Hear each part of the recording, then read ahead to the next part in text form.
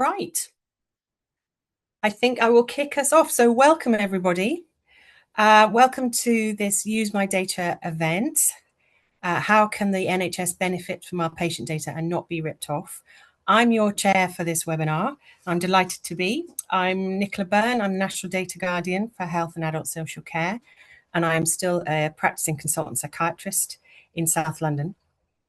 I'm going to be tasked with just taking us through a couple of practical points before we start with our fabulous speakers for today. Just to say a little bit first for me to put it into some context as your chair. As National Data Guardian, trust, professional and public trust in how people's health and care data is used is absolutely central to my mission.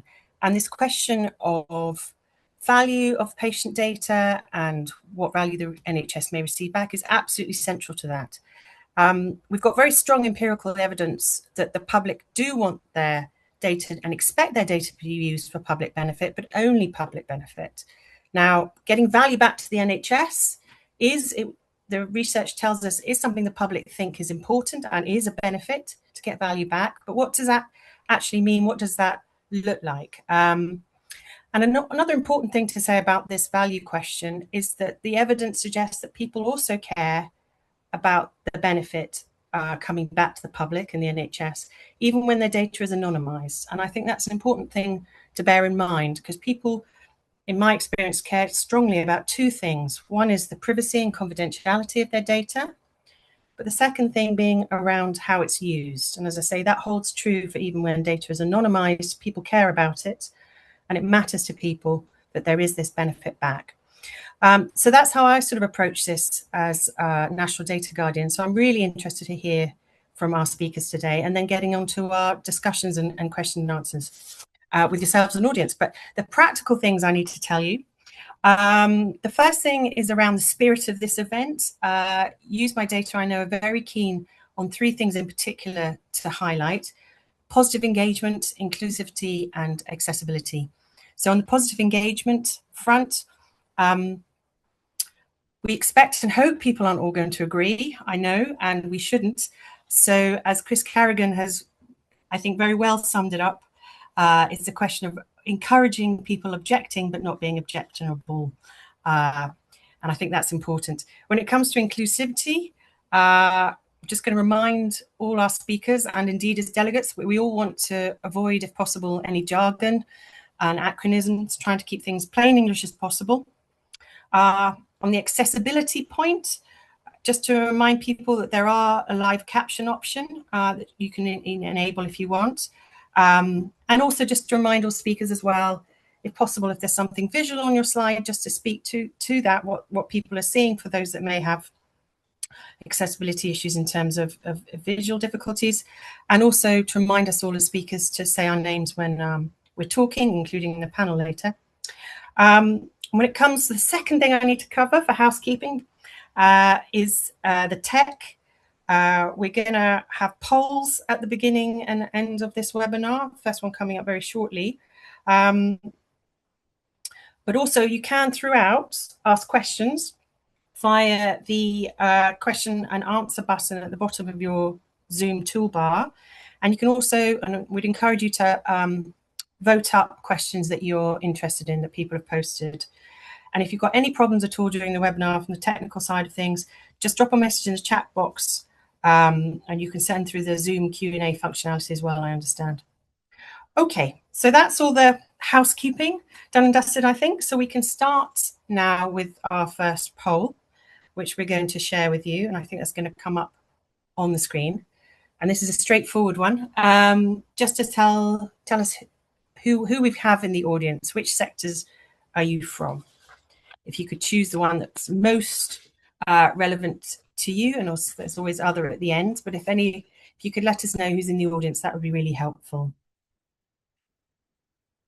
So 33, a third university and academia, and a third public.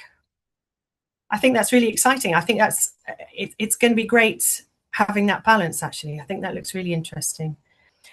And now on to the meatier question related to today's topic. We're going to ask you, do you think the NHS benefits from the use of patient data? And that's a 1 to 5 depending on how strongly you think it does.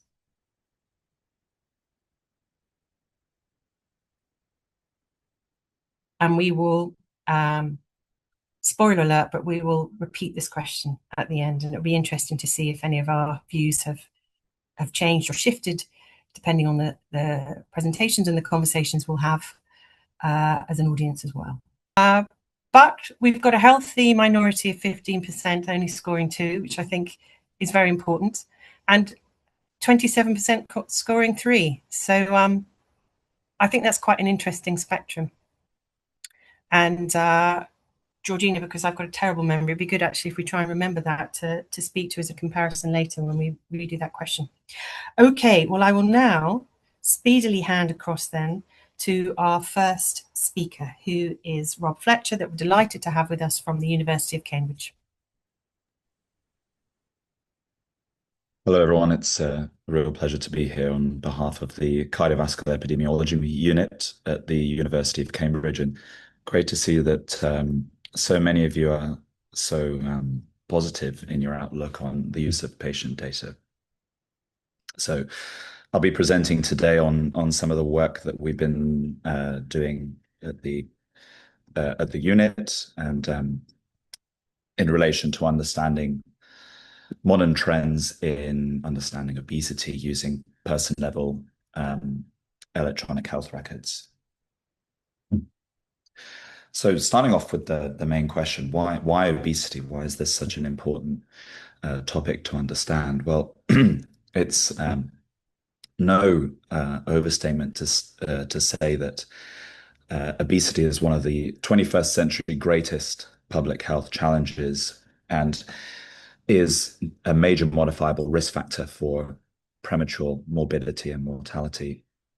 This is actually a little bit of a simplification, actually, and there's been a great push recently among the medical community to understand obesity through the lens of being a chronic complex disease that fundamentally changes tissues throughout the body. It can lead to quite serious healthcare outcomes from heart disease, stroke, cancer, diabetes, infections. And when we look at global data, in this case from the Global Burden of Disease, we see that high BMI is very, very high up in the list of causes for disability-adjusted life years across the world. So it presents really quite a major challenge. In terms of the prevalence of obesity, we see that it's more than doubled across many high-income countries since the 1990s. And to date, no public health interventions have been successful in curbing the rise of obesity. Although this might start to change now with the introduction of GLP-1 receptor agonists, so Ozempic, Wegovy, Mounjaro. Many of you may have heard of those particular very effective medications, but that remains to be seen. But the central problem with these medications is that although they're very effective, they target obesity only after its onset, whereas what primary prevention for obesity should really focus on is the underlying drivers of obesity. So the social determinants of health, such as obesogenic environments, which propagate obesity and is bringing about its rise within the population. In addition to this, and compounding the landscape of obesity and indeed healthcare, actually, over the last few years, we've had the COVID-19 pandemic, which, as we all know, has had an immense global impact, not only on our health, but also of our lifestyle as well. And all of us have felt that in one way or another. And that wasn't just restricted to the pandemic period, but also afterwards as well. We're still feeling the effect of that as well. In terms of the effect of COVID, there's quite good evidence to suggest that it's caused an exacerbation of child and adolescent obesity. And indeed, there's been other evidence from America and elsewhere that it's impacted life expectancy and inequality as well. However, what's missing actually is the effect COVID may have had on adult obesity as well. Now, our evidence in relation to adult obesity in the UK is pretty much restricted to a very detailed but small scale survey run by the NHS called the NHS Health Survey for England. So this surveys a few thousand individuals and records their height and weight and therefore their BMI and is able to give trends over time in obesity. Likewise, in the US, on the right-hand side of the slide, there's something similar called the National Health and Nutrition Examination Survey, which also details this kind of information. However, as I mentioned, these are quite small scale surveys. So while they're very informative, what they can't do is allow us to look at how all dimensions of inequality, be they ethnicity, social deprivation, age, sex, all intersect with one another to actually shape the landscape of obesity. So we therefore decided to undertake a project in the NHS England Secure Data Environment, which is a fantastic resource which was provisioned not too long ago, which encompasses whole population data for 57 million individuals, or around 96% of the population, and comprises extensive data linkage, so it includes GP records, and hospitalizations, outpatient appointments, etc., and allows for a near real-time examination of chronic diseases, individual level data on dispensed medications. Sorry, I just have to move the Zoom UI a little bit so I can see what's on the slide. Information on operations and in-hospital procedures.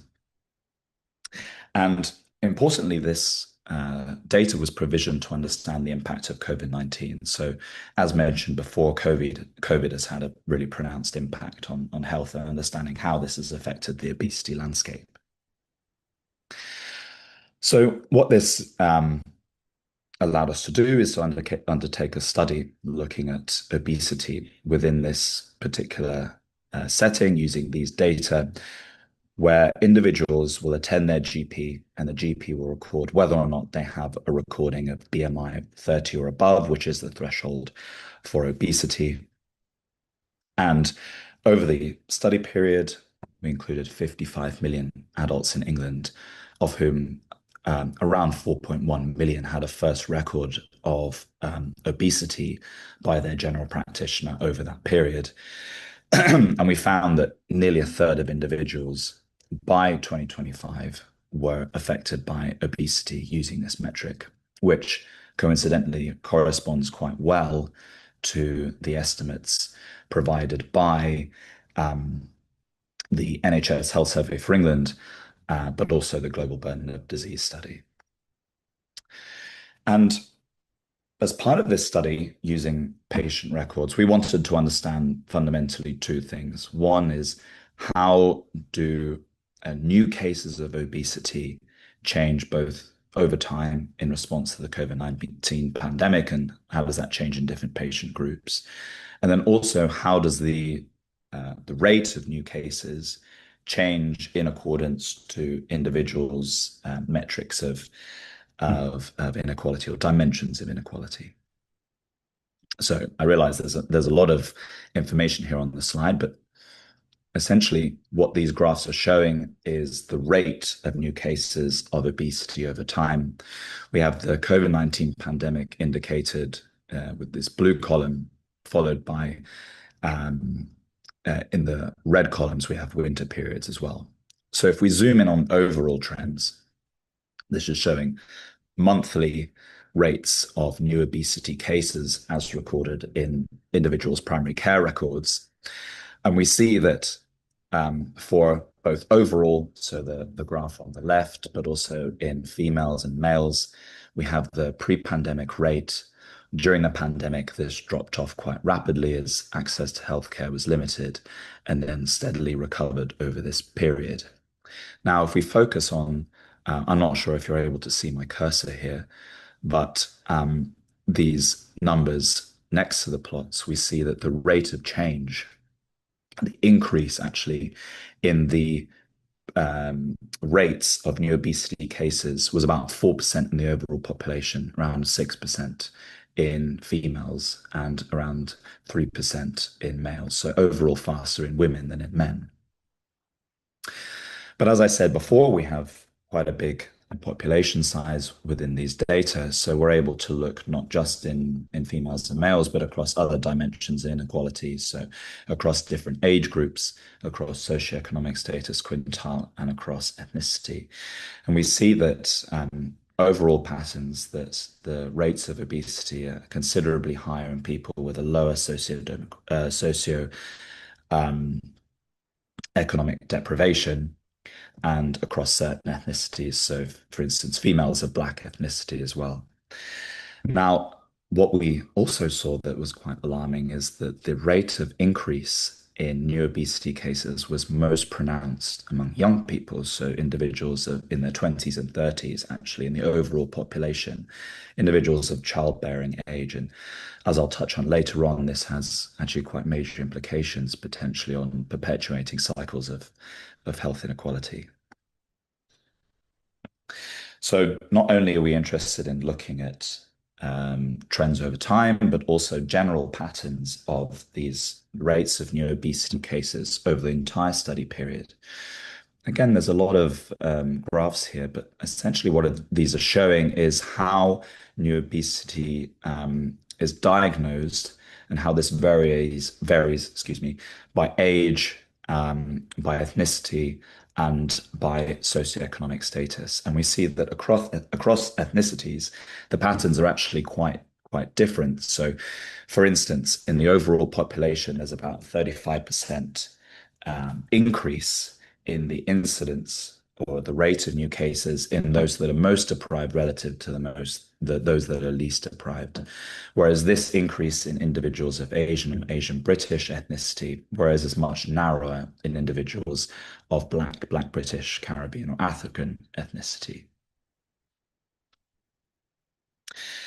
Again, we're able to look at this by sex, and the take-home message here is that patterns according to men and women are really quite stark. So if we focus here on females in the Asian or Asian British category, we see that actually the difference in the rate of new obesity between those that are most and least deprived is actually nearly double. So this represents quite an important opportunity or finding with respect to understanding potentially the drivers of obesity in different ethnic groups. And these patterns are also reflected in the median ages by which people are diagnosed with obesity. And across ethnicities and socioeconomic status groups, we see that pretty much if you're more deprived, you're being diagnosed with obesity at a younger age. And actually, this is more evident in certain ethnicities like Asian or Asian British ethnicities, and is certainly more evident in females as well. Lastly, just touching on the prevalence of obesity, so the percentage of individuals who are diagnosed with obesity, we're able to look at this on a high resolution scale across different ethnic groups. And we can see, we can compare, for instance, individuals or females who are aged 60 to 69 in one ethnicity, and we see that it's nearly double women who are least deprived within the white ethnicity category within the same age group. And then just lastly, because of the power of the data, we have regional estimates, and we show really quite how pronounced, both in 2019 and then later on in 2025, regional differences are across the country, even in this high income setting, around about six-fold difference between the most affluent areas of London and northeast England as well. And showing actually that the rate of increase in the prevalence of obesity is highest in places with the lowest GDP per capita. So what are the take-home messages? Well, first of all, obesity is rising, and it's rising in most pronounced in young adults, actually. And this is quite important. This shows that it has a potential to affect intergenerational cycles of health inequality, because obesity in that stage of life could potentially be associated with childhood obesity through shared environments, shared genetics, for instance. Risk rises with deprivation. This is nothing new, but our data shows this quite starkly. There are differences, quite stark differences between ethnicities, and the compounding effect of deprivation in ethnicity is certainly quite variable. And then lastly, the large geographical differences, which again, probably of no surprise to anyone, but the extent of these disparities is so large, again, that it's quite concerning. So here's just an example of how we're using patient data to be able to understand the landscape of obesity and hopefully enact at some point meaningful population health change. So thank you very much. Thanks, Rob. I think that's a fantastic starter to us to see live, if you like, how data is actually in a very specific example of how data is being used in a meaningful way. I should have said at the start, please do fire in the questions. I think speakers are unlikely to have time to attend to them, so I'd encourage speakers to either reply directly, or we can bring together questions at the end later in the panel session as well. So please do keep firing your questions, even though we won't have time during the rather tight schedule we've got for the actual presentations themselves. So I'm going to hand over now to Joe Day and Matt Howard-Murray, who are joining us from Cancer Research UK to talk about commercial licensing.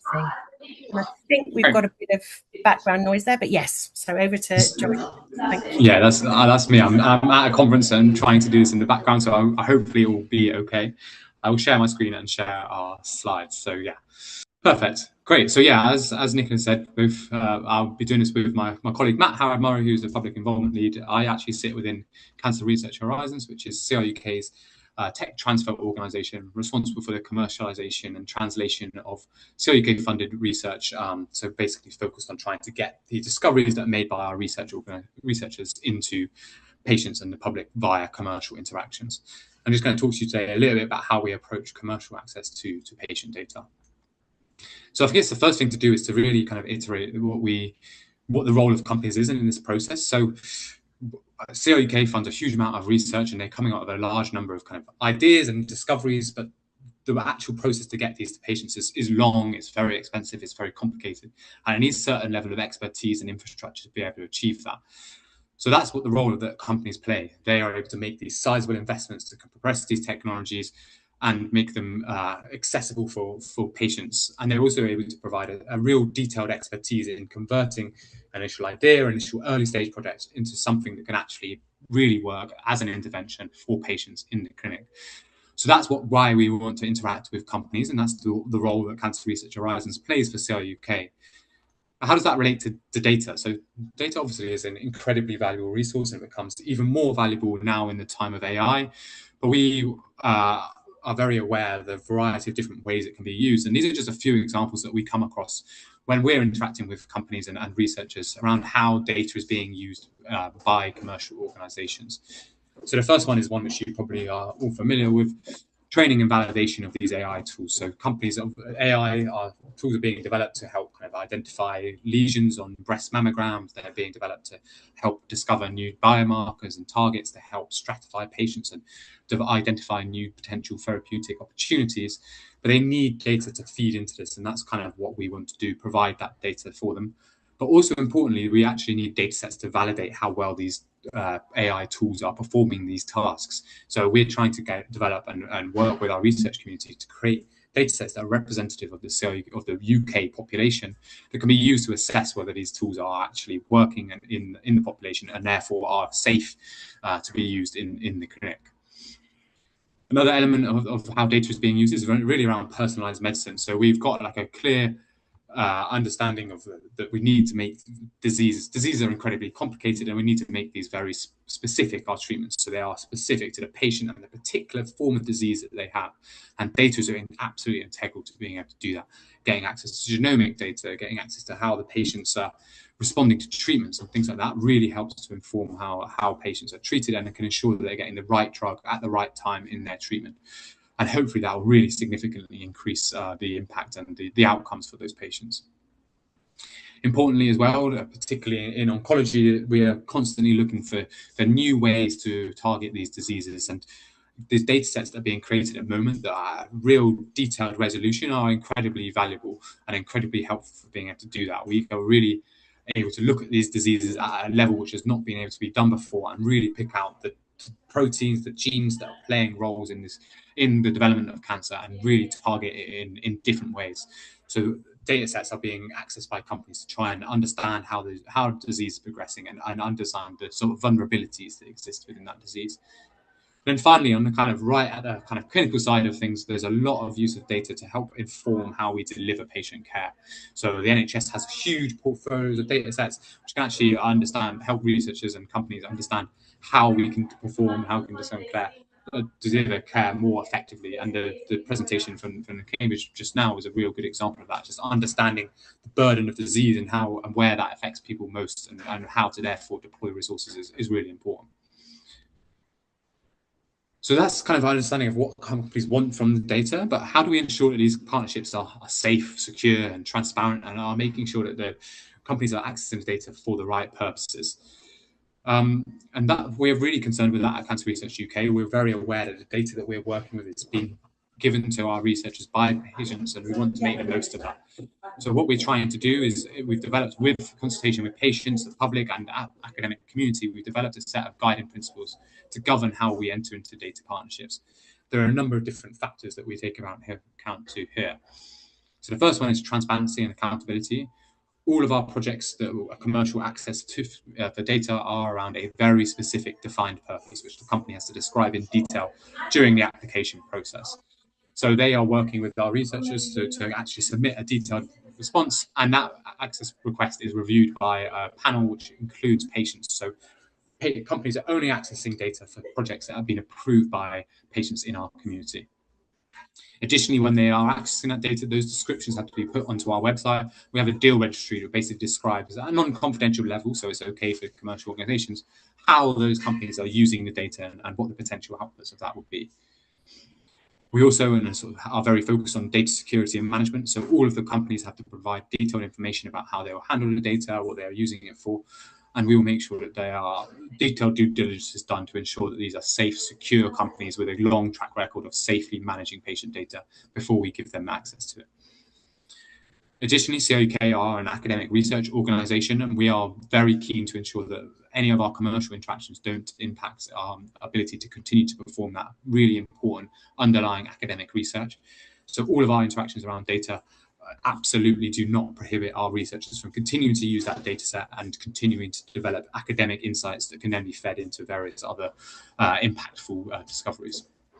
And the final thing is, we need to ensure that it's a fair partnership. CRUK and the research community, patients, and the NHS have contributed huge amounts of resource to creating these data sets, curating these data sets.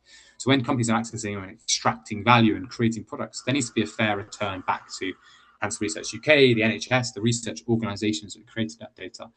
And that is something that we are directly responsible for. And the majority of the time that can be financial, and there's a variety of different financial models that we adopt to ensure that there's an appropriate return for the value that data is bringing to the company. But it can also regularly be actually kind of enriching work on that data to make it more useful and more accessible for future parties, which is of equal value and can really bring about impact as well. So those are our principles, and it's great having principles, but how do we actually deploy them in practice? The first one is the contracts. The contracts that we're putting in place are very detailed, very strict legal agreements that reflect all of the principles that we've established in those documents. And they are really key. All of our partnerships are governed by those strict legal contracts that make it absolutely clear that a company is accessing the data to perform a specific project and in return for X, Y, Z financials or intellectual contribution. As I said already, one of the key things that we do is make sure that our access request process is very detailed. So we ensure that the companies are providing detailed explanation of the data they're accessing, why they're accessing it, and what the potential outputs would be. And all of those access requests go through a group, which is an access committee specific to that data set, which will have representation from patients and the academic group that helped to create that data. So we're confident that when these access requests are being approved, they are ethical, they are in the best interest of patients, and companies therefore are progressing correctly with that data. And additionally, we have actually recruited a patient group to actually provide us with strategic input on as this evolves. We know that AI is a really quickly developing area, and there's a lot of kind of evolution in the way that the public and patients are interacting with AI and their opinions on how we should be using data. So we regularly interact with this patient involvement group to help us to develop and evolve our strategy as it goes forward. And in fact, we actually recently updated our guiding principles back on the back of one of those conversations because of the way that things have been progressing with companies and in the community more generally. So this is a really dynamic process. We want to keep involving patients, and we meet with them regularly to advise strategically at that level, but also on very specific projects where there are more complex things that we weren't anticipated by our principals in the first place. So we're really keen to continue to involve them. And I'll pass over to Matt for the next components. Yeah, Joe, you can skip through the animation on this slide. Essentially, it would be wrong of me to not mention that we have yesterday, and this is really hot off the press, launched our new data science for cancer research strategy. So a lot of the work that Joe was describing there sits in the data bit, but really importantly for us, a fundamental enabler for all of the work that we do around cancer data and AI is that we answer and consider all of the ethical questions as part of that process, and that includes our really strong commitments to PPI. If you can go to the next slide, Joe, because I'm aware of time, and I really wanted to share with you just as a way of, I guess, bringing forward some of the questions for discussion later, what our PPI groups and members have been telling us. So this is some of the themes of the feedback and that we get around commercial data access when we ask them these important questions. So people want to see the need and the value of it. So people see that need and value of industry in the research process. So this is really important. I think that we sometimes hear the minority, but the majority of people really understand that without industry input, we won't get the discoveries and new treatments down the line. So that they like their data generally to be available for that, but they want a reassurance that the companies themselves are trustworthy. So there is no one fit of what people see as a commercial organization. They see them as a scale of some that are more trustworthy than others, that we want to make sure that we're only working with trustworthy companies.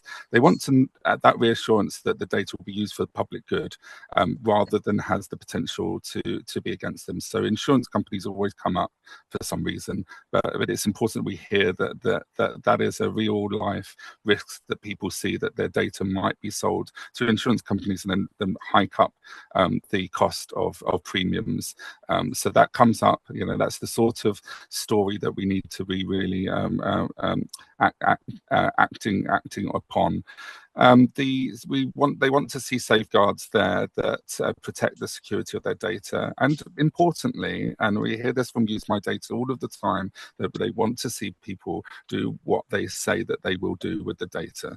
And this comes across really strongly here, that it's not just about what happens at the approval process, but it's actually how we make sure that when the companies have the data, they do what they say that they would, and not what they weren't given a license to do. There's risk and benefit balance is always important, and that's not just now, but people often consider those future benefits, particularly in cancer, where people have survived a cancer. They're often wanting their data to be used for the benefits of generations beyond them. So having that long-term view is really important.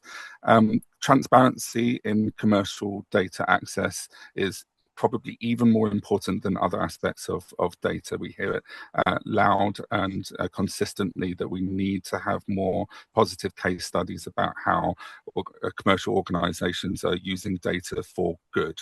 And I think that's something that I'm sure would be something that makes people trust that more. And I think that something that comes up occasionally, but I think it's really important for people to know is that actually it's not just giving the data to every person within a company, but actually the limitations that only the people who need to know the data have access to it. So that's something which also comes up. Matt, I'm just going to interject now, just for the purposes of time, if that's Yep. okay. Over to you, Hadley, and you're coming to us from Mendelean, is that right? Yeah, Mendelean. Thanks for having me. I'll jump right in. So in Mendelean, we are focused on ending what's known in the rare disease community as the rare disease diagnostic odyssey. I'm just jumping in quite quickly here, but basically there is a known challenge in the rare disease space that getting to a final, complete, actionable diagnosis, and by actionable, I mean something where there is a treatment that's approved, a management protocol, a national specialist to see a clinical trial to enroll in, where there's something concrete that can be done for you and your specific disease, is a long and arduous process. This is actually a very significant problem across the country, because while individual diseases are rare, they are collectively quite common, affecting up to 1 in 10 people across the country and also globally. And even probably more alarming is that it is thought that up to 50% of people who suffer from a rare disease never actually get to that diagnosis. And this causes a real challenge, obviously, for them, because they can't access treatment or support or genetic counseling that helps with family planning. But it also really limits the investment in the space from an industry perspective. When industry thinks that there's no market or there's no patients that can benefit, it will really limit the investment that happens in new treatments. And so it has both a short-term individual impact and a long-term systemic impact when diagnosis can't happen efficiently and proactively and sort of intelligently. So why does this diagnostic odyssey occur? It's because with rare diseases, there's, by some counts, 11,000 different diseases. Each of them has their own set of phenotypes. A lot of them have varied and diverse presentations, and it creates a clinical pattern recognition challenge that is simply too complex for an individual physician to master, especially one like a GP on the front line. Most GPs will see less than one. It's actually very close to 0 cases of each of these diseases in their career. And so it's really not something that education about individual diseases is going to solve. A lot of these diseases emerge quite slowly. They emerge across different systems. They have symptoms and signs that mimic other common conditions. And so in an appointment by appointment sort of reactive care model, there's really no time to go back and do a complete history. Even when a physician knows what they're looking for, to go back and review someone's individual medical history, we are told, and we've actually measured, it takes longer than an hour, and that's when you know what you're looking for, as opposed to just trying to put together the pieces. And even if someone had the time to do that, and that was what they were tasked to do, being able to access that information across different silos, across different times in people's lives, would be infeasible. And so we really believe at Mendelean that this is an opportunity for technology to help. And this is why we have introduced in 2020, it launched live in the NHS, a technology platform called MENDELSCAN. MENDELSCAN is an MHRA registered class 1 medical device, and it's really intended to provide physicians with the information about their patients who meet the clinical criteria for referral. So it's not meant to diagnose, but it's meant to say, hey, there is a patient in your practice that has these symptoms of concern, and you might consider this pathway that is available to them in your area. It's currently running 50 different algorithms covering 750 different diseases. There are GP practices that care for 8 million patients who have implemented the technology currently. There's 330 patients nationwide who are on a new pathway, who've had their care changed or been referred someplace else or had a new intervention due to being flagged by Mendelscan. And our GP users report that over 90% of the reports they receive from the system are clinically valuable to them and have changed the way that they think about caring for a patient. Sorry, that's a sort of really whistle-stop tour of what we're doing, the challenge, the solution we're bringing to market. But I wanted to go more deeply into how we use data, because it falls into two different sections. The first is really the learning, the building the technology, the testing it, to some extent training, but that's not really the kind of correct term for what we're doing. But then also the simulating the deployment of it so that we can understand what the population level impact would be. So for that learning, we are using a nationally representative anonymized data set. It's of structured primary care data. We have R&D and investments and doing work to develop into other areas of data. So unstructured data from GP practices, hospital level data, both structured data and unstructured data. But our core product is really using the structured data that sits within the GP record. So this is the information that is coded and recorded in a structured way, as opposed to typed in free text by the physician.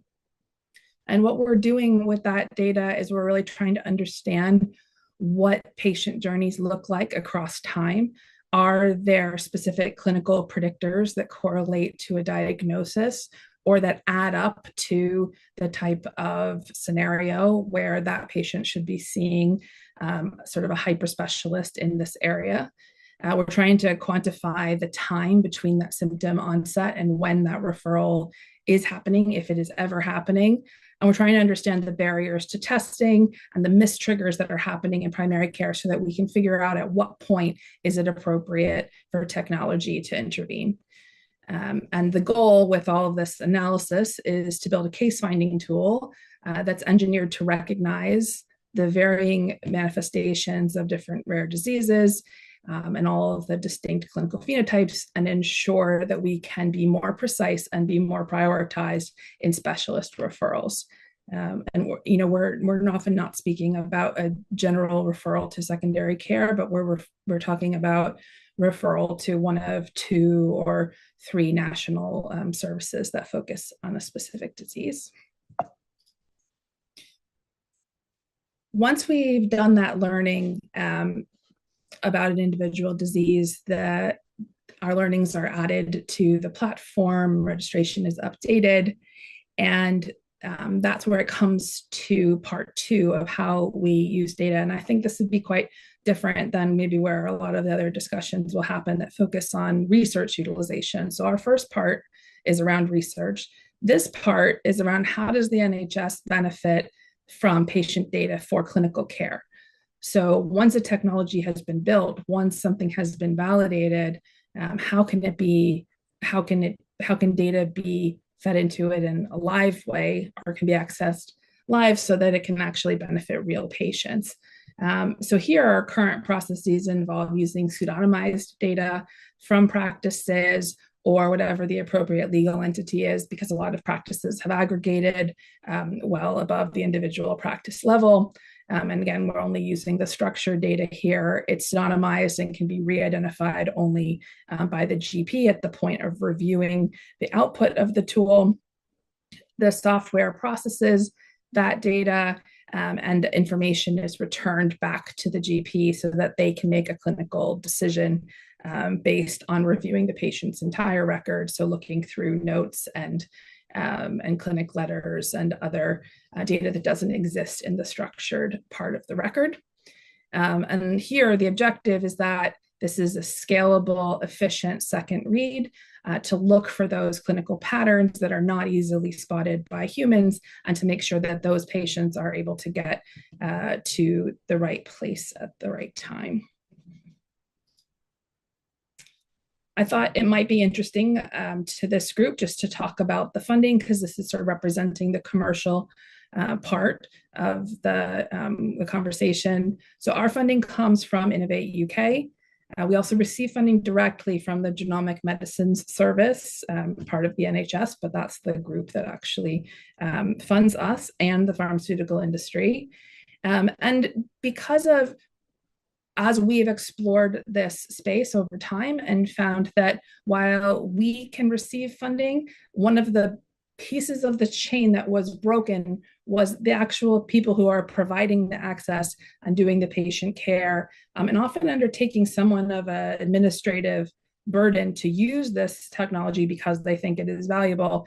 So there's no funding mechanism for them. So actually all the funding that we received gets split back with the GP practices who use the technology, ultimately looking to shift to a model where their time is funded by some kind of national incentive for them for rare disease care, which is very much a part of the upcoming discussions on the rare disease framework. Lovely, thank you very much. And we will now move on to the patient data soapbox, and I'm going to hand straight away to the facilitator of this section, Dr. Elsie Makachia. Thank you so much, Nicola. Good afternoon, everyone, and welcome to today's patient data soapbox, which is going to be focused on patient perspectives on the commercialization of NHS data. And thank you for joining us for what promises to be a really thought-provoking and important discussion. Today, I'm wearing several hats. So I'm an associate member of Use My Data, but I'm also the Senior Public Involvement and Inclusion Manager at Health Innovation East. And another hat is I'm actually the Patient Public Involvement and Diversity Inclusion Lead for the Eastern England Secure Data Environment. And because apparently those aren't enough hats, I actually wear an actual one most days, which is why you'll often find me in a fedora. And it's actually become quite a bit of a trademark for me. And a useful way for reminding me that many of the conversations we have about health data require us to look at issues from different perspectives. The hat may stay the same today during the session, but we'll be hearing from a range of views from our speakers. And that's exactly what the patient data soapbox is about. It's a forum for us to create open, honest, and sometimes challenging conversations about issues that matter to patients and the public. So I'm really delighted to be joined by a panel of speakers who bring a wealth of lived experience and insight from their involvement in patient and public engagement activities from the health data landscape. So I'm really delighted to be facilitating this session today, and I look forward to learning alongside all of you. And between them, our speakers wear many hats also, as patient advocates, public contributors, advisors, and champions for the responsible use of health data. And without much further ado, I would like to pass over to Kaz Lalji. Over to you, Kaz. Thank you very much. I'll just go into screen share straight away. Okay, thank you very much, Dr. Elsie. So, as mentioned, we're going to hopefully be a dynamic mini talk, and the aim is to give you a patient perspective. My name is Kaz Lalji. I'm from Flatiron Health UK, and I'm part of the Patient Voices panel. I'm a lay representative, and I also run a not-for-profit. I was diagnosed with primary progressive multiple sclerosis back in 2007. And that gives me with almost 20 years of lived experience of the NHS, research participation, and patient advocacy. I work in digital marketing and AI, with a particular interest in market research health and how to improve, make data topics clearer. The images you see on screen is my image taken from LinkedIn and the Flatiron logo. So let's hit the question, the nail on straight on the head. How do we make sure patients and the NHS are not ripped off? First of all, I'd like to say it's not just about money. It's about trust, value, openness, and fair benefit. So I've broken these down to five areas, and we'll go through them now. First of all, number one, trust, represented there by the orange shield and the tick in the middle. People provide their data, they share this, but they want it to be done properly. So that's first of all where we want to build that trust. Two, the value of data represented by the green outline diamond. We want to make sure that the patient information we get, we look after, because at the end of the day, it's personal information, and ultimately the patient wants to see some improvement, whether it be for them or at a wider area.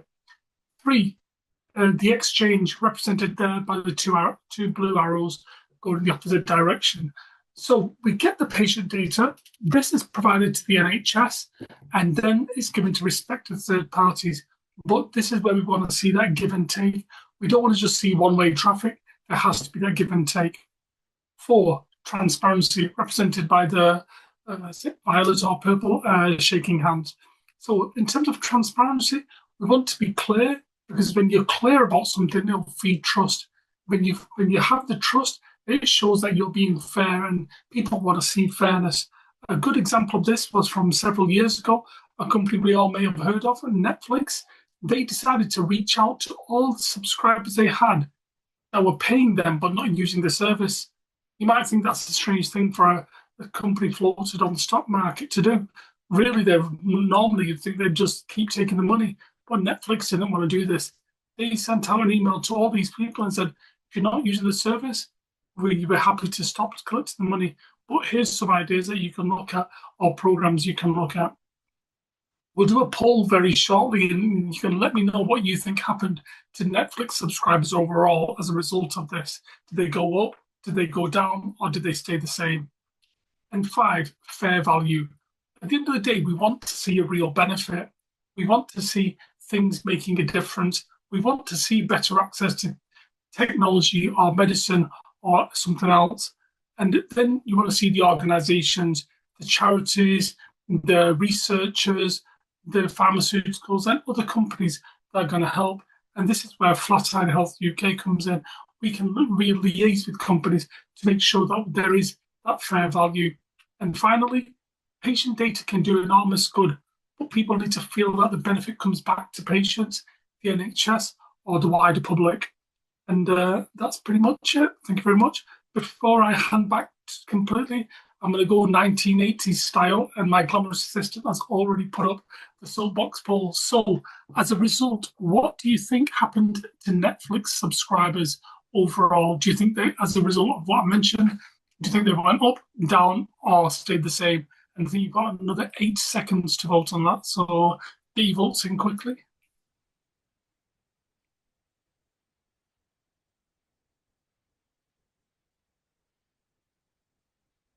And yeah, just to put your mind at ease, the majority are right. Netflix subscribers did go up, and that factors in anything else in terms of the trends and analysis. But I can bore you with that later. Thank you very much, Doctor. Thank you, Kaz. Okay. Please those keep those insights in mind and use a QA if you've got any questions. I'll pass it over to Kerry now. And 3 minutes, please, Kerry. Thank you. Okay, hello. My name's Kerry, and I'm a member of Use My Data, and I'm also a huge ABBA fan, so you may find a bit of a trend in what I'm about to talk about. And I'm going to present the case for the commercialisation of NHS health data. Everybody loves the NHS. Globally, countries look to the model of the NHS in terms of free treatment when needed. None of the worry of, will my insurance cover this? Can I afford the medication to treat my diabetes? I could go on and on and on. But there is a finite budget allocated each year to the NHS. So that means in turn, there's a finite amount that can be done within the NHS each year, be it appointments, surgery, bed space, and so on. If we compare the NHS to a windmill, currently the sails on the windmill are moving pretty slowly, just enough to keep things ticking over. So long as the current situation goes on, the sails won't get any faster. Waiting lists may drop a little, but there's always going to be limits on what can be done each year, governed by the money available. But within the NHS, there is an untapped asset. The NHS holds a valuable resource in the form of health data routinely collected since its inception in 1948. If that data, the jewel of the NHS crown, was made available in an anonymised form with all personal identifiers removed for research, including research undertaken by commercial organisations to benefit patients, that could increase the pot of money available to the NHS. This extra money could then be used to make it more efficient, freeing up resources to train more doctors, nurses, pharmacists, other healthcare professionals, and build more hospitals, medical centres, etc., increasing the number of appointments available for surgeries and so on. In turn, it would also lead to more research into faster, safer, kinder treatments for an ageing population who all want to live well into their older age. The sales of the windmill would whiz round, and this would lead to increased opportunities outside the confines of the NHS, better research facilities, more research opportunities, looking at longitudinal health data, etc. So as a result, the name of the game is commercialisation of NHS data, meaning the winner takes it all for everyone. Thank you so much, Kerry. And without further ado, I hand over to you, Sarah Jane. Thank you. Right, hello everybody. I can't see myself on screen, which is quite strange. But thank you for sticking with us this long, because it's 2 o'clock. I can now. It's 2 o'clock and you're probably all boiling and hopefully not falling asleep. I don't have a slide, but I have a prop. And this is me and this is my daughter. So the reason I'm showing you this is that I want you to be aware that when I'm speaking about data, I'm coming at it from the point of view as mum, someone from lived experience. So what I say is not necessarily grounded in fact, but it's my perception. And this is my daughter. This is Bella. She's now 20. She's currently well. She's got type 1 diabetes, which she's had since she was 11. When I was asked to come up with a title for this talk, I came up with Nothing About Me Without Me, which is, it almost makes me cry even saying it. But it's because Isabella had a serious medical event in March 2025. And during that event, I became sort of acutely aware that the way the data is being currently shared in the NHS has a gap. So when I'm talking about type 1 diabetes data, I'm talking about continuous glucose monitors, which sit in someone's arm and they record the blood 24/7. Now, there's two things I really need to say about that. We are so fortunate in the NHS to have that. It's brilliant. It makes a big difference to the patient themselves, and it also, in the long run, it will save the NHS money. So this is nothing to criticise the concept of it at all. But the issue seems to be that it's the patient who gives permission to share their data with the company that provides the continuous glucose monitor, and there's more than one. This can be looked at by NHS staff, but only through a portal and only with permission, and it's usually only an appointment. So it's not done routinely, it's not looking for people who are struggling on a day-to-day basis. And most important, and this is where it comes into our story, when Isabella was extremely unwell and she was admitted to emergency care, it wasn't used. So she had one blood test taken. They said, that's okay, you're fine. Anybody who knows type 1 diabetes knows it doesn't work like that. Then she was sat on a chair. She wasn't really able to look after herself. If she had become unconscious again with hypoglycemia, what would have happened would have been that the follow alarm that I have on my phone would have gone off. And this would have gone off if I was sat next to her or if I was sat in Canada with my son. The alarm would have gone off, but nobody in the NHS system has access to that data, which the NHS effectively funds and pays for, when that individual is actually in emergency care. So what I wanted to do was to try to just put this question out there and to start people thinking about why that is. I don't know the answer, but we've achieved so much with type 1 diabetes, and our children are probably the safest in the world growing up now in this country. The UK is a trailblazer in this, but it'd be great if we could close that gap and actually make sure that it makes them safer when they're in emergency as well. Thank you. Thank you so much, Sarah Jane. And now over to our last speaker, John. Go ahead, please, John. Okay, come back with me to the year 2000. I'm in an audience being addressed by someone who's come down from the NHS in Leeds to tell us about healthcare in the new century. What's going to happen is that the patient's notes from the GP, from the hospital, from path lab, from everywhere are going to be swept up together, digitized, and put in some sort of electronic envelope, accessible instantly at any time in any place. Wonderful. But it will take some time, and this new system won't come in until 2004. Target date for the single patient record is now 2028. If you've been waiting a quarter of a century for your pizza, it destroys your faith in the management of the delivery company. NHS management must be the biggest administrative overhead since the Empire of Byzantium, and I'm afraid it all too often betrays that it's just as far out of touch with the real world beyond the walls. So when I was asked to address the question, will the NHS be ripped off when it tries to commercialize its data, my first reaction was yes, probably. But you know, conferences are meant to be cheerful, convivial events from which people return all smiles and full of confidence. So let me qualify that initial answer. I would say that whatever tariffs are applied, I hope that they will cover at least the cost of curation of the data, and ideally a bit more, so that when the conspiracists accuse us of being in bed with Big Pharma, for instance, we can say, no, we're charging full economic price, plus a bit maybe. But you know, the important thing here is actually that this question doesn't matter much.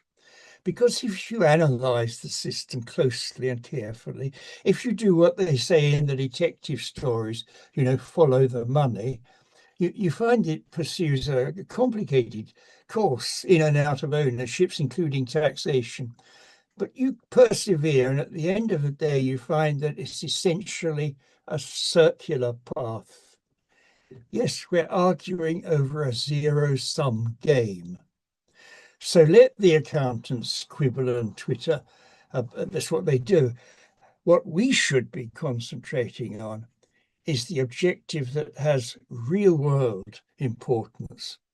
And that is that we should actually release this vast ocean of data so that it can yield up the knowledge that at the moment is secret, locked up inside it. And that in turn will lead directly to future patient benefits. So let's all get behind that, and to help you keep the game in mind and your eye on the ball, we've got a ready-made 3-word mantra: use my data. Well, that's less than 3 minutes. There's a rare and wonderful thing. Thank you very much for listening. Thank you so much, John. I think we've got quite a few messages there around getting the feedback loop right so that the data is for public benefit, making sure that the data that's being used in hospitals for diabetes care is actually getting to the healthcare providers, and also making sure that the data doesn't take too long to be curated so that it's actually available for research. So now, without further ado, I'll pass over to Nicola for the panel discussion. Thank you very much. Thank you, Elsie. That was fantastically brought together, and you've got us back into time. Thank you, and thanks to all those speakers. And as an aside, I say you can't have too many ABBA references at a conference. So let's come on to the panel Q&A, and what I'm going to ask is everyone just to reintroduce themselves quickly. So as I said at the start, I'm Nicola Byrne, the National Data Guardian, and I'll facilitate this session, and we've got some great questions that we can start off with. But could I maybe whiz round and ask John, you're first on my screen. John, do you want to jump in and introduce, and then we'll go to Caleb. Okay, thank you very much. I'm called John Marsh. I'm a member of the executive group of Use My Data. My background is consumer data, and I had no interest whatsoever in health data until in 2008, I was one of the first patients to be diagnosed through the bowel cancer screening program.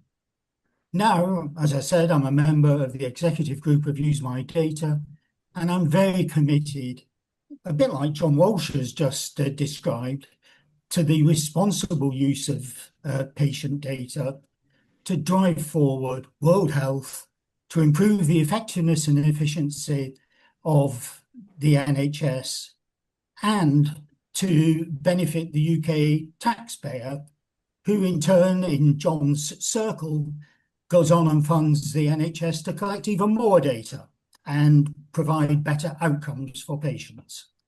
Thank you. Thanks, John. Let's go to Caleb and then Matt. So Caleb? Hi, everyone. I'm Caleb Meese. I'm an Innovation Research Policy Manager for Data at the ABPI. For those of you that don't know, the ABPI, we're the Association of the British Pharmaceutical Industry. Basically, we're the trade association for pharma in the UK. Our goal is to make the UK the best place in the world to research, develop, and use new medicines and vaccines, all of which is very much underpinned by health data. Thanks, Caleb. Matt? Hi everyone, I'm Matt Howard-Murray. I'm the Public Involvement Lead at Cancer Research UK, focusing on and involving people affected by cancer, members of the public, in our data and AI research. Lovely. Hadley, just say again. I'm Hadley Mann. I work with Mendelian, and we are a commercial organization focused on technology to accelerate the detection of rare diseases.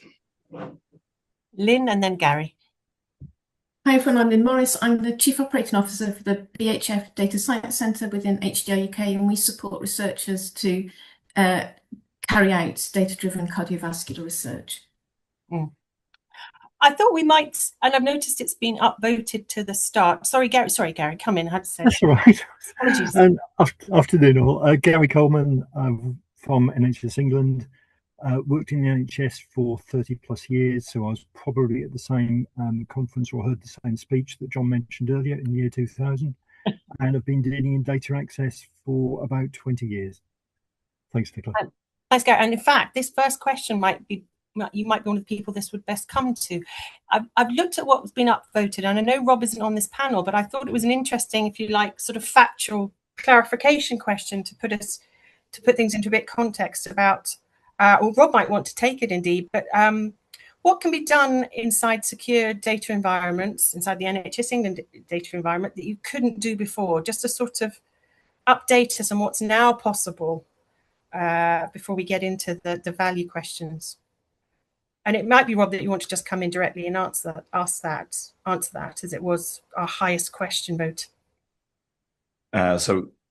Sorry, I'll introduce myself first of all, for anyone that didn't hear at the beginning. I'm Rob Fletcher. I'm a doctoral candidate at the British Heart Foundation Cardiovascular Epidemiology Unit at the University of Cambridge. I understand the question was about what can we do in secure data environments now that we couldn't previously. Well, I mean, I should say that my experience in secure data environments has been restricted to probably only the last 4 years, but perhaps Lynn or whoever else can speak to this more thoroughly. But I'd say the current capabilities are, you have a very, very secure access to the GP and hospitalization records for these de-identified anonymized data. And all of I stress that they are de-identified because there's no directly identifiable information in there. And through that, we have these analytics platforms where we can aggregate these data and then look at sort of population trends, at least in my case, and stuff like that. Very powerful analyses. Thanks, Rob. And not to dwell too long on the technical, because I know it doesn't necessarily speak to the value question, but Lynn or Gary, is there anything else worth just to add to that, as it was, it's a helpful contextualization? You want me to go first, Gary?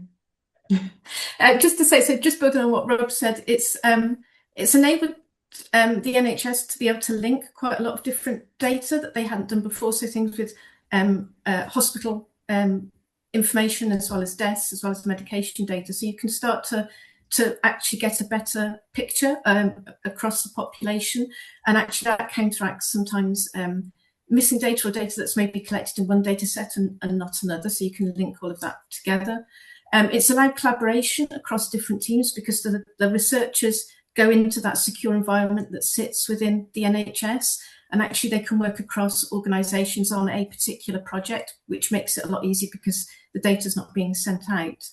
And then finally, we can develop reusable resources and tools and things actually that you can use for one project and then reuse for other projects. So actually you can start to speed up research by making use of these tools. And if I may, all that is great from the point of view from the researcher. From the point of view of us as the SDE provider, it's a lot more secure. We're not shipping quantities of data around the country. It's people coming to us to access it. And if anyone does do anything wrong, it's not a case of chasing down an extract you've given to somebody. It's turning a switch to turn off the access. So it's a far more secure and better system. But that's the SDE model. We've also got something called Open Safely within NHS England, where the researcher doesn't even touch the data. What they do is develop a question or a query based on sort of synthetic data, and then the question is run against the live data and they get an answer back. So they never actually see the data itself or come into contact with that data. They simply develop the question they wish to have answered. Lovely, thank you. Now, what I suggest we do, looking again at the upvoting, I think in a way there are two questions we could focus on in our time that I think draw in some really helpful strands. And one would be to start with Paul's question around defining NHS benefits, so very broadly sort of coming at that and get everyone's thoughts on that, I think. And then I think it might be helpful to go into a more granular question when you get into, so what does this look like? We've heard about transparency, for etc. And a question directed at Hadley, but I think is a wider one to think about, is the actual thinking about revenue streams and money and what a sort of feedback loop to patients, or whether that's there or not. And I think that would be an interesting, more specific question. So if we go for the broad question first, how would people define NHS benefit and then subsequently evaluate it? I might just sort of hand over to you and say, who wants to jump in first with that one? John. Oh, you're on mute, John. Sorry, I've been fiddling to get that stupid background that I had before off. Yes, the NHS is there to deliver better patient outcomes than otherwise. So the real benefit that the NHS has to deliver is better outcomes for all. So it's about, as I said, in the things I'm interested in, it's about improving the effectiveness and the efficiency of the NHS. It's obviously funded by the taxpayer, and so the taxpayer wants benefit for money, value for money, and most of that is going to be delivered by better outcomes for us and our families, but some of it will be delivered by a return on our investment. And so we're looking, I think, for those things out of the NHS. Lovely. Hadley, do you want to jump in? I think that we've, our experience in working with the SDs is that they're grappling a lot with this question, and that it has historically, although I think it's resolving a little bit, it has really slowed the ability of the SDs to come to a proposal. Or to kind of rest on, because they are really, and it happens with other organizations as well, where they're worried about exactly the question that this is that this panel is, or this whole session is about, is they're worried about being ripped off. They want to put value on the data that they're providing, and they're struggling with how to put that value, assign a number to that value of financial cost for it. And I would say that in all biomedical research, there's substantial risk associated. So they're trying to understand what is the downstream value that we are contributing to the new treatment or the new technology product, and they're trying to put that kind of outcomes-based value on the data that they're providing, or they're trying to assess or make sure that they don't lose out on that piece of value. But in actual fact, we don't ever know what piece of data or what step is going to yield the breakthrough that's going to become commercially valuable. And so I would suggest as a first step that the NHS could actually benefit more by a standard sort of transparent pricing framework and the ability to act quickly and to absorb a volume of requests, as opposed to trying to predict what the ultimate, real value of that data is, but instead work on volume, transparency, and being the easiest organization to work with. Because what we see is that third parties are really taking over that direct NHS data access, and they are saying, you can get 57 million here, but you can get 30 million for me, and this is what we'll charge you. So if we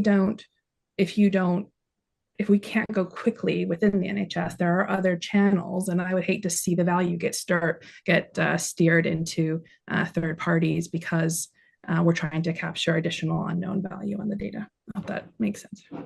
Yeah, absolutely. So being very specific about some things, so transparency around some very specific costings, if you like, and being potentially confident enough to do that, it sounds like you're saying. Do others have thoughts they want to come in on this central question of Caleb, of benefit?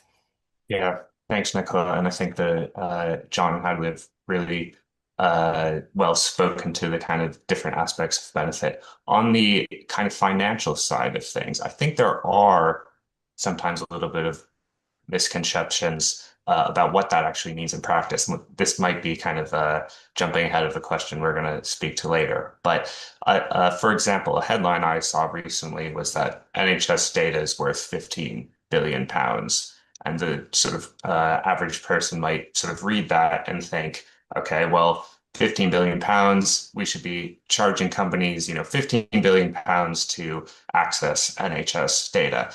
If you dive deeper into that report, that's very much not the case. And if you even tried to do that, what you'd actually see is no money would be being spent on NHS data because companies are very sort of international. They can go to other jurisdictions if there's sort of better commercial environments for access, there's better data available.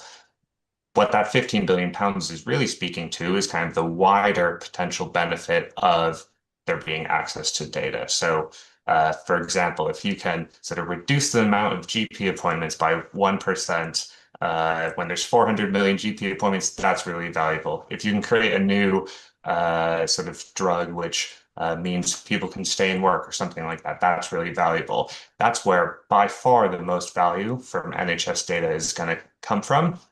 It's not from sort of individual companies being charged for access to that data. That's very much not to say that companies are against it. In fact, we at the ABPI came up with 5 principles for health data access, and fair return of value is one of those. Companies are very happy to pay for access to the data.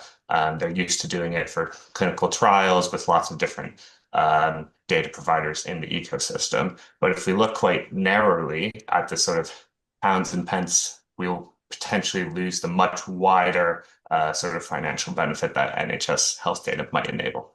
So you'd be keen to sort of resist seeing this purely in monetary terms, and you think that's sort of that's too constraining. Value needs to be seen in these clear, much broader terms as well as alongside sort of cash, if you like. Yeah, John and then Matt. Okay, I think I'm going to have a heated agreement with Caleb. No more heat. I can't cope with that, John. Yeah, I think one of the functions, one of the objectives of the NHS should be to stimulate responsible research. Therefore, I think we should avoid big arguments about the split of revenue and so on. But what I think we should be doing is making sure that the NHS recovers its costs in making the data available right at the beginning, an upfront cost for the industry. But then I think we've got to get clever and come up with some standard approaches to sharing value from the intellectual property that's delivered. So I don't know how much I've agreed with you, Caleb, and how much I've disagreed with you, but we're heading along the same lines, I think. Matt.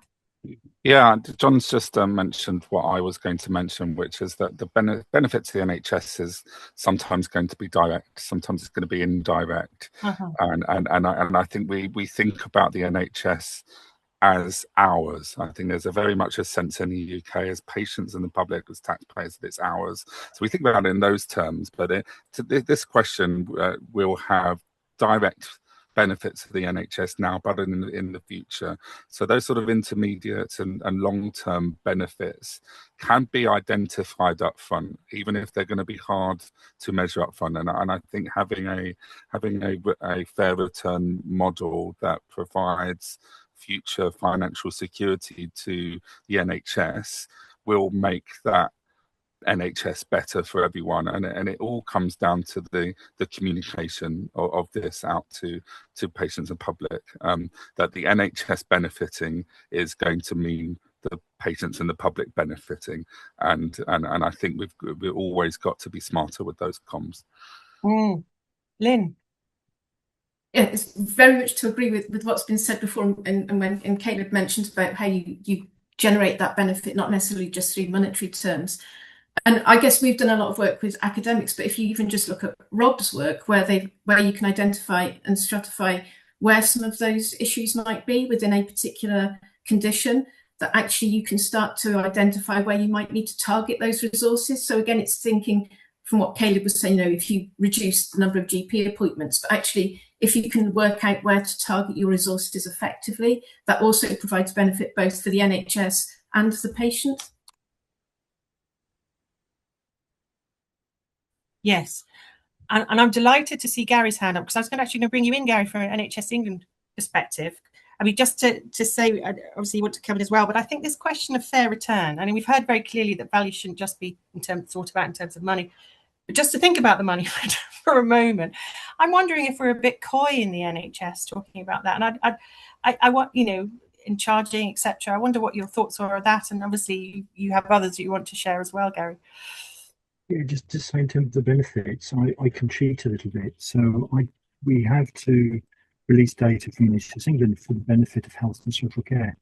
What does that mean? Well, we don't have to work it ourselves. We've got an advisory group for data who includes sort of members of the public and others who can give us advice on what is it in practice. It's not hard cash. It is, as Caleb says, it's what's the benefit to the patient. What's the change in treatments that might occur as a result of it. And for research, that can often be several steps down the line. It's a piece of research that we've done that isn't going to immediately change the world in terms of the NHS and magically 50 people will survive as a result of it. But it is a step in our learning and creation of more knowledge that eventually may lead to something that comes along. So sort of understanding that can take some time. In terms of the charging point, Nicola, at the moment we simply cover costs in terms of NHS England. We don't seek to evaluate the potential benefits to the commercial company and therefore claim a percentage back from that organisation. But I know there's a lot of discussion saying, is that a model that should be adopted going forward? And we start looking at what might the commercial benefit be to a commercial company and how could we recover it? Well, I think if we do that, we need to make sure that we're not, I think it was John that mentioned earlier in the soapbox, the sort of the circular route of money.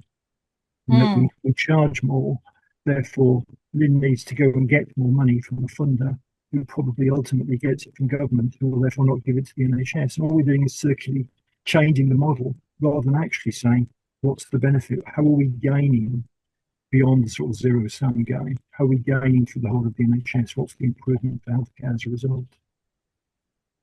That feels such an important question to be looking at. And I wonder if it's one we understand enough at the moment in terms of what public attitudes towards that, because I imagine in this audience we'll have different views about that question.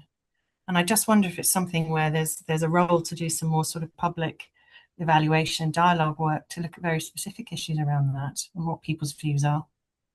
Because potentially it could be quite polarizing, couldn't it? Shall we just very quickly then move on to a nice sort of specific question around that revenue question that was directed at Hadley? Maybe I'll pass to you first if that's okay, but to other people's thoughts about that, sort of closing the loop when it comes to these things for patients. Is this the question around oh, sorry, I should read it out for you. Should I make it easier for you, Hadley? Sorry. That's okay. The question was, if part of the revenue goes back to the GP practice, does the practice have to make the registered patients aware of this benefit? And there might be a simple answer to that, and then a sort of more reflective one, I'm imagining.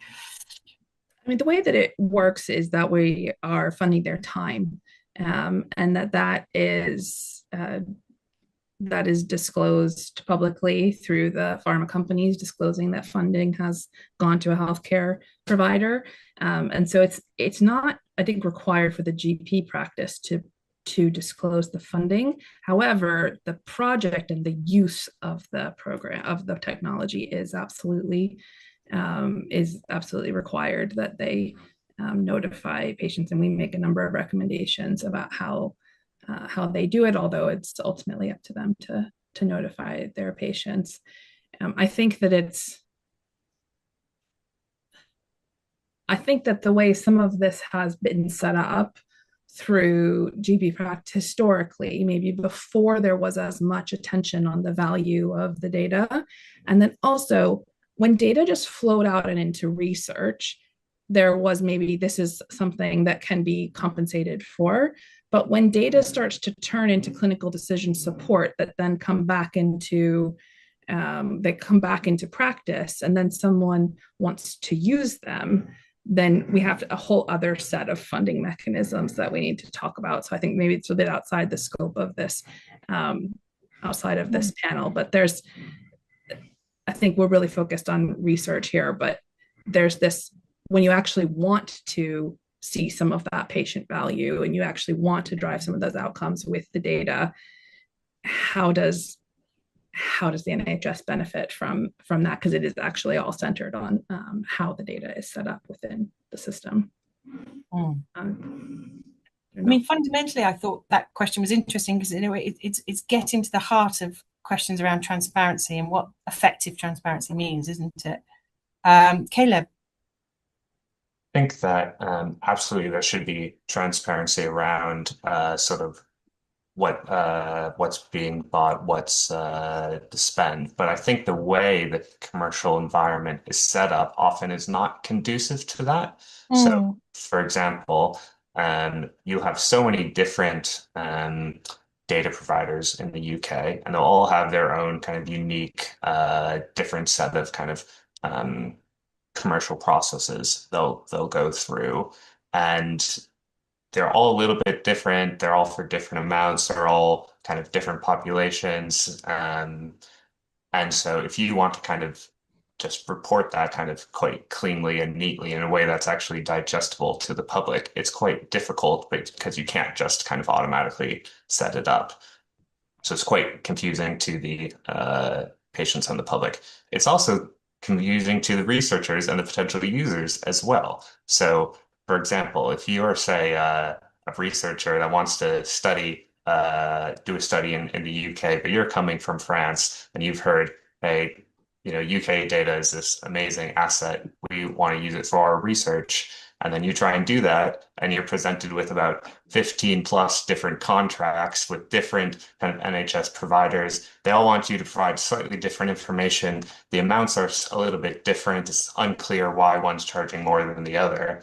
It can be really confusing as well. So I think it's confusing on both sides, and that makes it quite difficult, even if you want to be particularly transparent around what the kind of financial flows are. And as you're talking, Kayla, it makes me think, when we all use the word transparency, we may not be using it in the same way. And my transparency may not be the same as your transparency. We all may have quite different views about what that looks in practice, or should look like in practice. Gary? So rather than the sort of transparency about the funding, I was thinking about the transparency of the data for a second. And I know that maybe a slightly old-fashioned view, but it was sort of the principle of no surprises. And I remember many, many years ago, I was attending a session where someone was querying, a member of the public was querying the use of the data. And it came as a surprise that something was happening. And at that point, it sort of, anything else fell to the wayside. The fact that that member of the public had no idea this was happening meant the transparency was failing. There's no point saying, but we've got a lovely website and look at this, it covers everything. If it's tucked away on page 28 and 16 links down, it's got to be really clear, obvious what's happening so people understand, and that can be awkward and difficult and at times a little bit embarrassing to say that this is what's happened, and people may or may not agree with what you're doing, but it's far better to be open and transparent so everyone can see and there can be an open debate about whether this is an appropriate use. Absolutely. And I would say I certainly don't think no surprises is old-fashioned, Gary. It's called a COP principle. And I think it's extremely important, exactly, that people should know and not have to struggle through a huge website to be able to find anything. Hadley. I was just going to say that it's that's absolutely the principle that we operate on, and that actually it's often felt quite awkward for the practices to try to promote that they're involved in something, but then what ends up happening is the positive response from the patients has built a lot of confidence. So we now have a lot of feedback where like I think it's 96% of patients who've been contacted are actually happy or grateful that it has happened. And so the positive feedback loop has now helped practices be bolder in putting this, and making sure that their patients are aware of it. Ultimately, I think people generally, if it's safe and secure and responsible and governed by their clinician, they want their records to benefit their care and to inform their care. And that they're pleased when that happens. But I think that it's building confidence that the GP, when they call a patient, is not going to get a very angry response, or that's a big minority of the situation, and that you're building their confidence that this is actually going to be a positive view, and it's going to improve, and it may improve patient satisfaction with their GP practices. I think it's starting to embolden them. Lynn, should we turn to you for our last panel comment before we close this session, if that's all right? No pressure, but, make it a good one. No, I think I completely agree on the principle of no surprises. And I guess I'm going to leave it with a question, which is about being transparent. And clearly, if people don't know about it, it's not transparent. But what are the best ways of doing this? And actually, that's quite a big question, and it's never the same for everything, but it's a thing that a lot of people struggle with, to make sure that we are transparent and people do know what's happening. Yeah, no, and I think that's a very important question, and I think it's good to end on a question. So for all users of data to be thinking that very question, I think it's really helpful. Okay, well, I'm going to thank all our speakers and panelists. That's been a really helpful and interesting discussion, and I'm going to apologise to all delegates who've put questions in that haven't been answered. I know there are some that have been answered if you go onto Zoom in the answers section, and indeed if any panelists want to take any of the other and have a go at answering any of the other questions, please do. It's been a very interesting webinar, I think, and the things that strike me as sort of the importance of having quite a nuance, if you like, or a multifaceted view of what value means, and not, as we've heard, sort of thinking about that too much in purely monetary terms, but whilst being able to think about the monetary aspect very clearly and transparently as well. And then that question of transparency in different contexts, what's going to be meaningful, so people aren't surprised. And as Gary and Lynn were saying there, I think that's so important. Before we get to the end, and I'm going to hand over to David in a moment, can we just do the last poll, which will be a repeat of the question you were all asked earlier, just to see where people have landed in case anyone's changed their mind about their scoring. So if I could just ask you all to bang a number in for where you currently think, to what degree you think the NHS benefits from the use of patient data. I'll just give you a little moment to do that. And thanks to Georgina, I have the scores from earlier that I can compare to. So let's see what has and hasn't shifted. Okay, well, I think we are less neutral than we were before. We're both. So before, if we take 3 as the neutrally answer, At the start of this, we were 27%. And interestingly, the more negative side has gone up slightly from 15 to 21. And equally, the more positive side, if we take 4 and 5 and lump them together, has gone up from, well, it was 58% in total before, and excuse my poor maths, we're now at 63, aren't we? So that's interesting. And I think, in a way, I would suggest that's a good result for a webinar, that people have moved into one position or another. And I think, that's no bad thing. So I will end on that note and thank you all again. And I'm going to hand over now to conclude to David Snelson, who's the chair of the executive group at Use My Data. Thank you very much, Nicola. Now, hang on in there, everybody. I know you're all wanting to dash off for an ice cream. Certainly I am.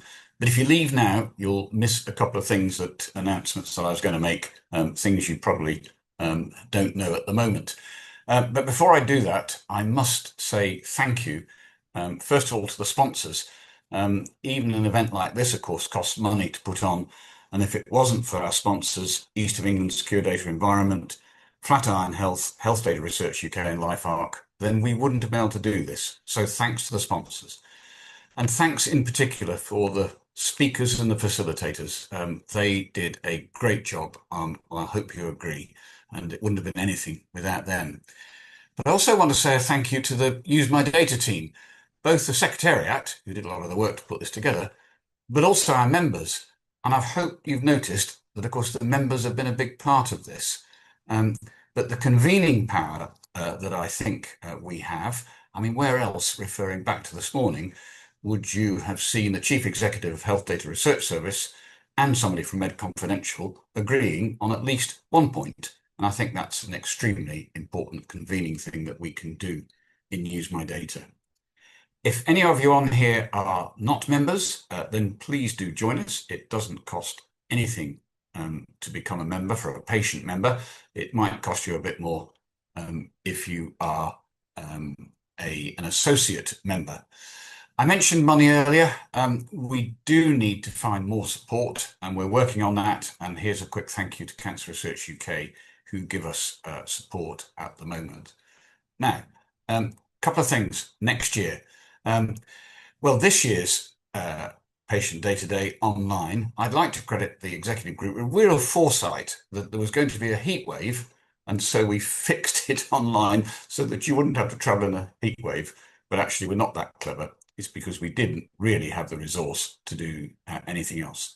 Next year, though, here we are, announcement number 1.